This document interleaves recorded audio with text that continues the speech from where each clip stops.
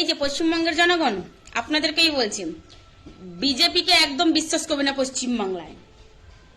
কেন জানেন তো? আপনারা বলুন। আচ্ছা, এই শুভেন্দু অধিকারী তৃণমূলে থেকে বিজেপিকে খিস্তি দিয়েছিল, হ্যাঁ কি না? আপনারাই বলুন। খিস্তি দিয়েছিল তো নাকি? আরে কি বলেনি সেটাই আমাকে বলুন।